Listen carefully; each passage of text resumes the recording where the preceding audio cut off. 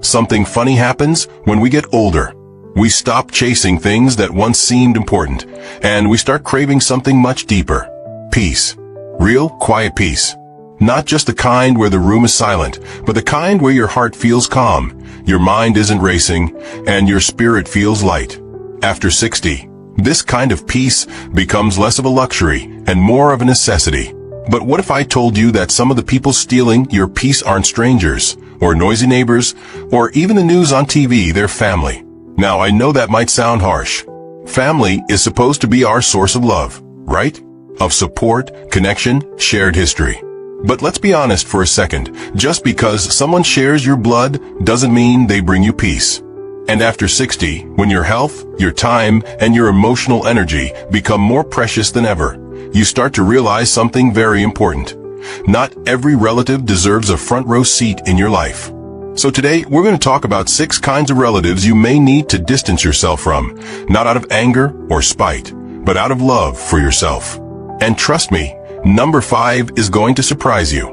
Let's start with someone you probably know too well. The drama queen. Oh yes, there's always one in the family, isn't there? She could be your cousin, your sister, or even your adult daughter. Her name might be Lily or Janet or Brenda, but the role is always the same. Every minor issue becomes a disaster. Every conversation turns into a storm. She lives for the chaos, feeds on the drama, and always needs an audience. Maybe when you were younger, you just brushed it off. Maybe you even felt sorry for her. That's just the way she is, you'd say. But now you can feel it. Every outburst she has, every angry phone call, every guilt trip, every scene she creates, it chips away at you. Your nerves get tighter. Your nights get shorter. Your joy feels smaller. Let me tell you something you already know in your gut. Peace is not just nice to have at this stage of life. It's essential. Science backs this up. Chronic stress from toxic relationships can raise your blood pressure, damage your heart, weaken your immune system, and even impact your memory. And all of that for what? So someone else can keep using your life as their stage? You didn't make it to your 60s, 70s, or beyond just to become the referee in someone else's emotional wrestling match.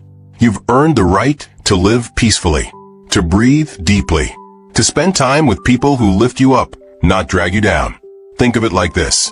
You wouldn't leave your front door wide open during a storm, would you? Of course not. You lock it tight, you close the windows, you stay inside where it's safe and calm. So why not do the same for your emotional home? Next time the drama queen starts pulling you into her tornado, pause. Don't engage.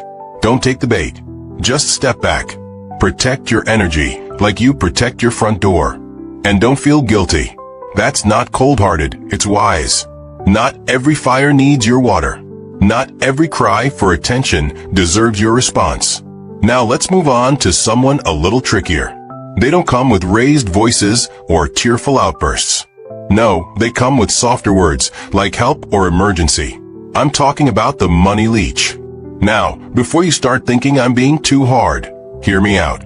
Most of us, especially those of us who were raised on values of generosity and family loyalty, have helped someone out at some point. And that's a beautiful thing. Helping once or twice out of love is kindness. But when that kindness gets twisted into a habit, when every phone call, every visit, every text starts with, "Hey, I was wondering if you could," that's when the line gets crossed. Let me tell you about a man named Harold. Harold is 72. Worked for decades as a train conductor, saved carefully, and looked forward to traveling with his wife in retirement. But Harold has a younger nephew named Marcus, who always seems to be down on his luck. First, it was a business loan that failed. Then car repairs. Then rent. Then just a little help between jobs. Harold, being the soft-hearted man he is, always said yes. And by the time he looked up, the travel dreams were gone. The savings had vanished. And Marcus? He'd moved on to someone else. This isn't just Harold's story. It happens more than we like to admit. The truth is, if someone really respected you, they wouldn't keep draining you. Especially not at this stage of life when every dollar, every bit of financial security matters more than ever. You're not bringing in a steady paycheck anymore. You worked hard for that retirement fund, and you deserve to enjoy it. So ask yourself this: when you keep giving, who's giving back to you? And if something unexpected happened to you tomorrow, would that relative you've been helping be there to help you? History says probably not. Now, let me be clear. I'm not saying you should never help. I'm saying change how you help. Offer advice. Help them find resources. Point them to jobs. But when it comes to cash, draw the line. You have the right to say, "I'm sorry, I can't do that anymore." Without guilt, without apology. You're not being selfish, you're being smart. Because generosity without boundaries leads to resentment, and that's no way to spend your golden years. If this hits close to home for you, if you've ever opened your wallet again and again only to feel emptier each time, not just financially, but emotionally, I want you to pause and say this out loud with me. I choose my financial freedom. Say it again if you need to. Write it down. Because once you do, you begin to take your life back. One no at a time. Now let's talk about someone who might not raise their voice, but somehow always manages to get under your skin. The always right relative. You probably already know who it is. Maybe it's your older brother Raymond, who always thinks he knows best, or your cousin Linda, who turns every conversation into a debate. No matter what you say, they've got a better way. You could tell them you're feeling great, and they'll still find something to correct. You say you're trying a new vitamin. They say it's a waste of money. You mention seeing a new doctor, and they immediately question your decision. These are the kinds of people who treat your life like it's a quiz they've been hired to grade. And here's the thing, it starts small. A little eye roll here. Really there. But over time, it adds up. You start second-guessing your own choices. You start shrinking in conversations. And worst of all, you begin to doubt your own judgment. Let me tell you about Eleanor. She's 69, retired, and recently started painting again, a hobby she hadn't touched since her 20s. She was so proud, so excited to show her family. But when she showed her paintings at a family dinner, her niece Caroline said, "Oh, you're really going to spend your time doing that? Isn't there a senior program with more productive classes?" Eleanor laughed it off, but later that night, her brush just stopped moving. That's the danger of the always right relative. It's not just the words, it's the message underneath. You don't know what's best for you. But here's what I want you to hear today. That is a lie. You've lived decades. You've raised kids, worked jobs, loved, lost, succeeded, stumbled, and stood back up again. You don't need anyone's permission to live the way that feels right to you. Whether that's painting or salsa dancing or volunteering or doing absolutely nothing but enjoying your garden. If it brings you joy, it's worth protecting. Setting boundaries with these kinds of relatives doesn't mean arguing. It doesn't mean you need to change their mind. All it means is drawing a line between what they say and what you believe. So next time they start in with the advice you never asked for, take a breath and say something like, "I appreciate your opinion, but I trust my own decisions." You don't need to convince them. You only need to protect your peace. Remember what Maya Angelou said, "Never make someone a priority when all you are to them is an option." And I'll add, never let someone else's arrogance become your anxiety. Which brings us to the next relative. The one who doesn't argue with you, they just quietly make you feel like you're always in their debt. Yes, I'm talking about the guilt tripper. Now this one is sneaky, because they often hide behind love. Their words sound sweet, but they carry weight. Lines like, "After everything I've done for you," or "I just thought you'd be there for me like I was for you." Sound familiar? At first, you might feel a little bad. You remember how they helped out once, or came through for you years ago. But then you realize this isn't about a single favor. This is a pattern, a cycle. You're constantly being made to feel like you owe them something. Your time, your energy, your presence. And the cost? It's your peace, your independence, your ability to say no without feeling like a terrible person. Let me tell you about Gladys, a retired nurse who spent her life caring for others. At 74, she just wanted to slow down and enjoy her mornings, reading on the porch, sipping coffee, taking long walks with her dog. But her cousin Margaret had other ideas. Margaret called every week with something new. "Can you drive me to my appointment? Can you watch the grandkids just this once? I just don't know what I'd do without you." And when Gladys said no, Margaret would sigh and say, well, I guess I'll figure something out. Every time, that guilt sank in. Until Gladys wasn't walking her dog anymore, wasn't reading, wasn't resting. She was living someone else's schedule and growing more resentful by the day. Here's the truth no one tells you. Real love doesn't come with IOUs. It doesn't manipulate. It doesn't weigh you down. You are not selfish for needing space. You are not ungrateful for wanting peace. And no, you do not have to explain yourself every time you say no. If someone is using guilt to control you, that's not care, that's control. So how do you stop it? You learn to say no kindly, but firmly. You don't need a long explanation. A simple "I can't do that right now" is enough. And when they push back, you stand your ground. Their disappointment is not your responsibility. Marcus Aurelius once said, "You have power over your mind, not outside events." Realize this, and you will find strength. That applies here too. You can't control whether someone feels upset, but you can control whether you carry that guilt on your back. So the next time someone tries to guilt you into saying yes, pause. Ask yourself, am I doing this out of love or out of fear? If it's fear of upsetting them, of being judged, of not being good enough, then you owe it to yourself to say no. Because your later years are not about making everyone else comfortable. They're about finally, fully living for you. If you're still struggling with this, try saying this aloud. I release guilt. I choose peace. Say it again until it sticks. Because your joy is not a debt to repay. It's your birthright, and it's time you claimed it. Now I want to prepare you, because this next one might surprise you the most. It's not loud. It's not aggressive. In fact, it often comes wrapped in kindness, in the words, "I'm just trying to help." I'm talking about the toxic caretaker. This is the family member who says they're doing things for your own good. They start with errands, picking up your medications, driving you to appointments. At first, it feels like love. You're grateful. It's a relief. But slowly, something starts to shift. Suddenly, they're speaking on your behalf, making choices you didn't ask them to make. "You don't need to worry about that, I've taken care of it," they say. Or, "You shouldn't be making those decisions anymore. Let me handle it." It sounds caring on the surface, but underneath, it's something else. Control. Let me tell you about Mr. Stanley. He's 77, a retired builder who spent his whole life making decisions, solving problems, and living with quiet dignity. After his wife passed, his well-meaning niece Julie moved in to help. At first, it was small stuff.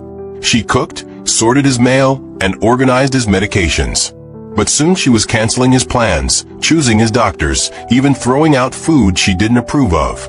When he pushed back, she'd say, "Uncle Stan, I'm doing this because I love you.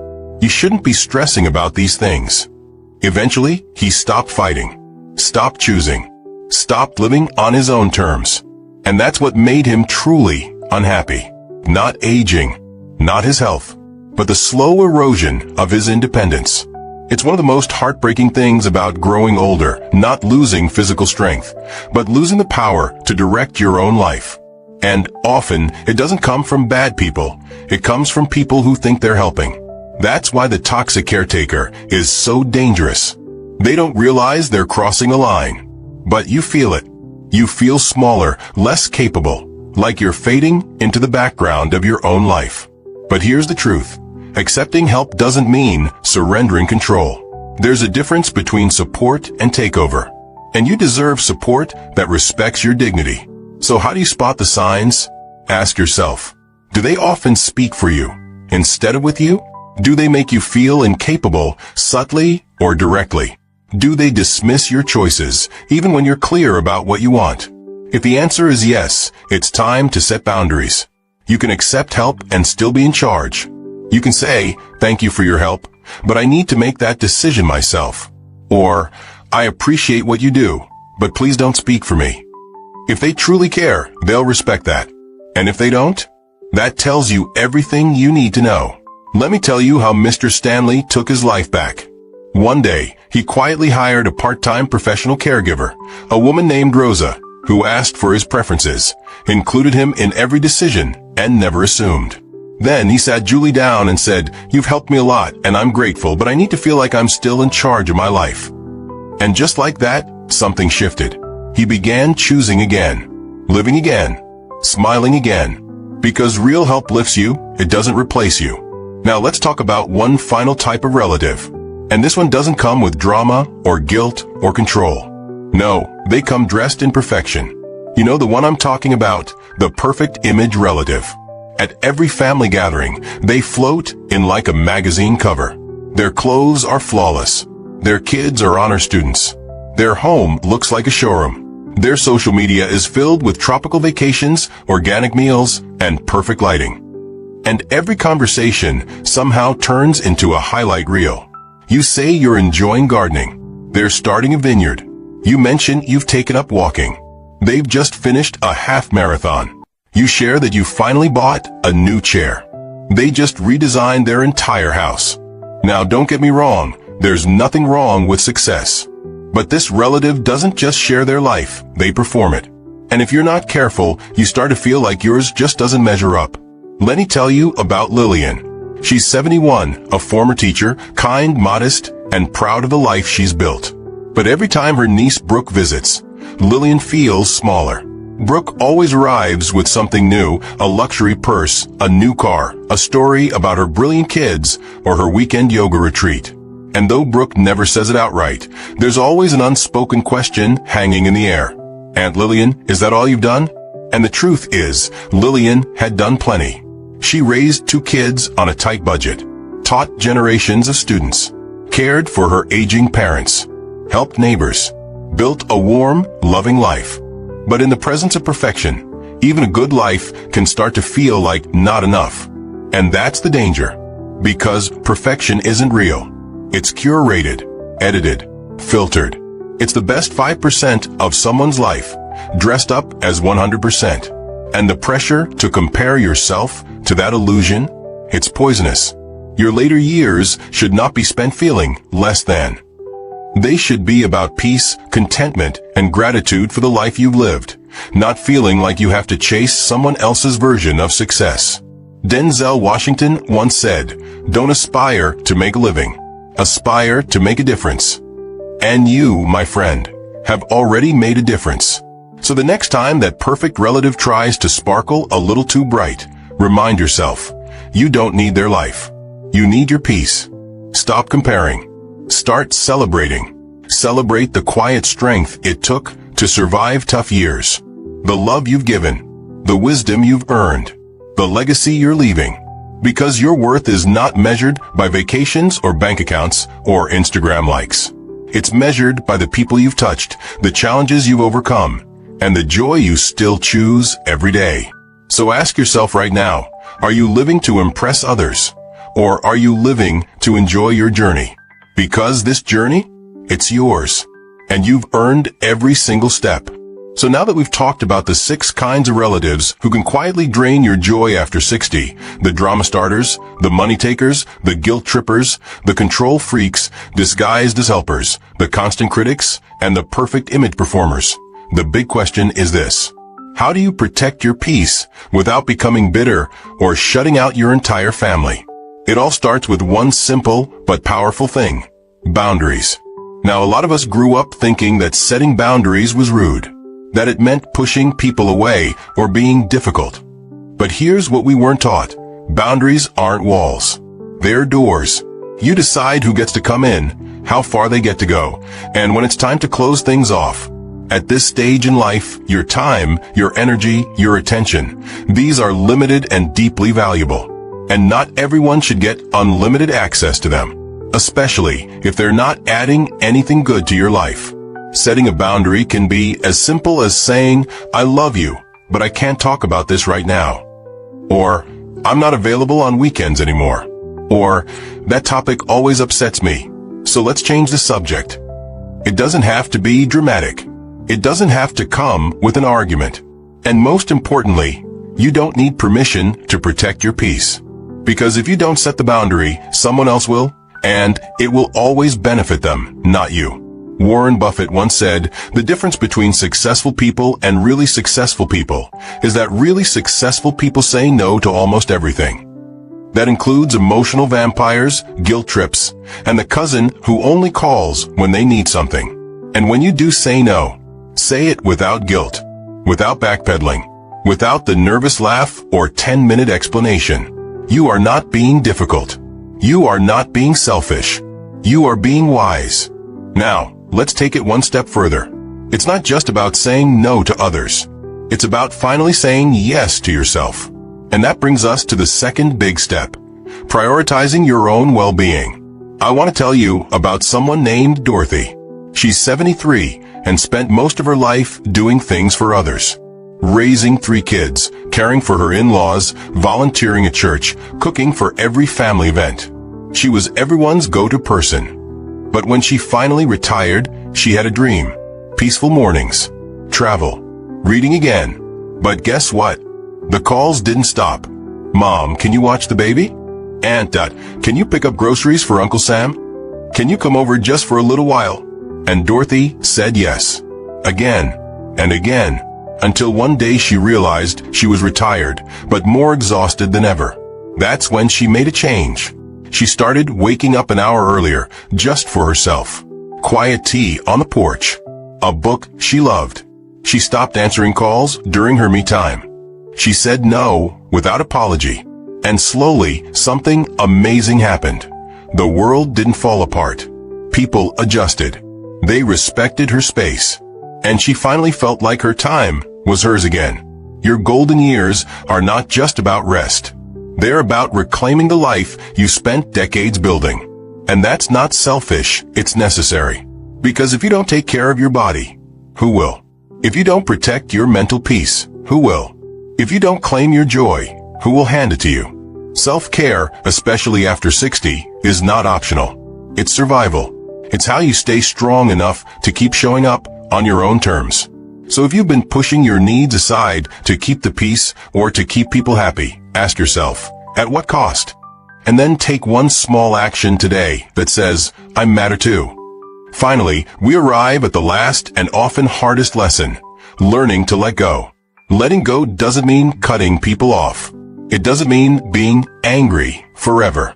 It means choosing your own peace over someone else's chaos. Choosing clarity over confusion. Choosing your future over a pattern that's been draining you for years. Let me ask you something real. How many times have you stayed in relationships, whether with family or friends, that made you feel small, tired, or invisible, just because you didn't want to hurt their feelings? And in the process, who got hurt? You.